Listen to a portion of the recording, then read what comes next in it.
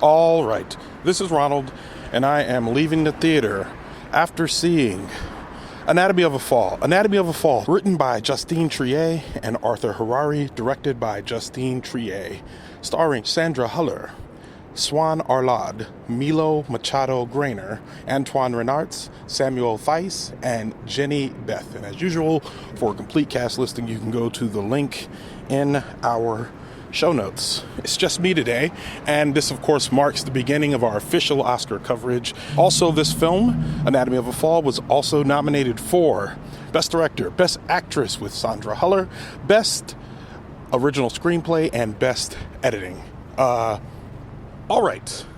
These Oscar ones are typically going to be short and sweet, which is not something I could say about the length of this movie. This movie was 2 hours and 30 minutes long. Now, I was captivated for every single one of those 2 hours and 30 minutes, except towards the end, I started to think, gotta wrap this up. Where is this going? This is largely just a crime, almost procedural. Imagine a Law and Order where you get mostly all order. Where, you know, like if you watch an episode of Law and Order, typically the first half is the investigating of the crime, and the second half is the adjudication of the crime, unless of course you're watching SVU, where it's really just about investigating and finding out, less so about justice and more about who did it and why they did it, that type of thing. So with this particular movie, the whole thing is a kind of about the trial. Did it happen? Did it not happen? I am already tempted to read many think pieces about this movie because it was set up in a way where we're really not supposed to know whether or not the person accused of a crime in it did it or didn't do it. It's purposefully set with certain perspectives in mind. We're given some information and other information is withheld, which honestly, I like movies like that. I especially like it when at the end they just tell us what really happened. And for those of you that are going to brave the 2 hours and 30 minutes, let me just be the first to tell you they are not going to do that in this movie. Whatever you decide happens in the film, and I think the film even posits this at one point, that at some point when you are presented with two sides of an argument or a decision or whatever, you just kind of have to decide what you choose to believe, and that is very much what this film is asking us to do from beginning to end. Now, the acting is very good. I think it's filmed in a very good light. It's a French film, I think. It is a French film. It's a French film. I don't know why it's that I think. A lot of it is in French, which is fine. It's easy to follow. The subtitles are very big. It is listed as a thriller. I don't know if I would call it a thriller. It feels just a lot more mundane than that. And it really doesn't, it almost reminds me a lot of, it gave me vibes from Tar from last year. It gave me Tar vibes in a lot of ways. Like, so where Tar was more of a kind of, it takes a position on its main character. This one, it also takes a position on its main character, but that position is a lot more subtle, I would say. It's a lot more subtle here than I've seen than specifically in Tar and then in other movies. That being said, this was nominated for lots of awards. This was nominated for 5 Oscars and many other awards. But we're specifically with the Oscars, Best Picture, Best Director. I think both of those are deserved. Best Actress, I think that's also deserved. I think she does a wonderful job in this film, portraying a woman who was kind of like tortured going through it. And if you lean on the side of not thinking that she did it, and the movie opens with a murder, and the suspect is the man's husband who is dead. I mean, the man's wife. The man is now dead, and the woman is played by Sandra Huller. So she is suspected of murder throughout the entire film, and it's examining the trial that she goes through as a result. I should have said that earlier. My bad. But the point is, if you don't believe that she is guilty, then I think the acting is even better. Now, if it turns out that there was some secret version of this that came out that says, hey, yo, she's guilty and she's been guilty the whole time, then I think the acting is even better. So either way, she had to play it in a way that made me either believe or not believe. And I'm sure there's people that left this thinking she definitely did it. I am not one of those people. Again, you kind of have to decide, and the movie posits that you do that. Because of that, it's kind of like a choose your own adventure type thing. I think it's a great movie because of that regard. I'll never watch it again. It's 2 hours and 30 minutes. I'm just not going to do that, which is going to buck a little bit of the score because, you know, and actually I've told y'all that before. If I give a movie a score, the baseline is 3 stars means I'd watch it again. But this one I know is going to be above 3 stars, but I would definitely not watch it again.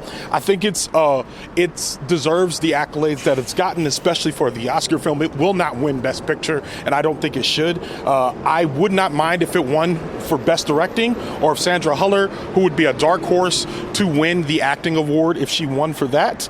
She's up against some titans of industry in the Best Acting category, and not even a titan of industry. I'll just say it's going to be hard for her to be I am blanking on her name, but it is Lily Gladstone. It is going to be hard for her to beat Lily Gladstone, but I'd be interested if she did.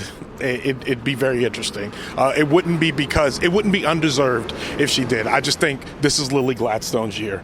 So with all of that in mind, I think this is a fine movie. I think if you are bored and you feel like being even more bored, in the sense that this is a very intentionally paced movie, not that it is boring, but I'm telling you, if you watch this on the couch, you are likely going to fall asleep. I watched it in the theater, so I think that had a little bit of a better experience. With all of that in mind, I think this is a solid 4 stars. I would not give it any more or less than that. This is like for an Oscar film. I expect them all to be kind of at the bare minimum of 4, which would be kind of like a modified version of a 3 in real scoring. Because I mean, I think most movies are average. Most movies should be 3 stars, but Oscar movies should be at least a little bit above average. And I think this definitely meets those requirements. So yeah, I give it 4 of 5 stars. I think it will. It is going to be contending most hardest in Best Original Screenplay and probably Best Editing. And probably Best Director. I do not think it's going to win Best Actress or Best Picture.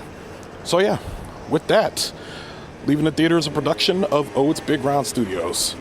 I am mixing this episode, so thanks, me. And if you listen to this episode and you're like, hey, the audio quality is a little worse, consider joining the Patreon. Patreon pays for this.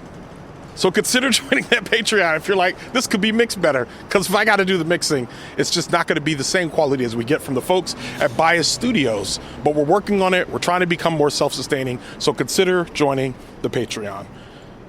Show art from Heather Wilder. Theme music by the mysterious Breakmaster Cylinder. For more information about Anatomy of a Fall, check out our show notes. You can follow me on Twitter, Instagram, TikTok, or Threads at OhitsBigRon. That's at OhitsBigRon. You can find out more about this show and other OhitsBigRon Studios shows by following us on Instagram at OhitsBigRon Studios and on Twitter at OhitsBigRon Stew. That's STEW. Leaving the Theater will be back soon. Thanks for listening.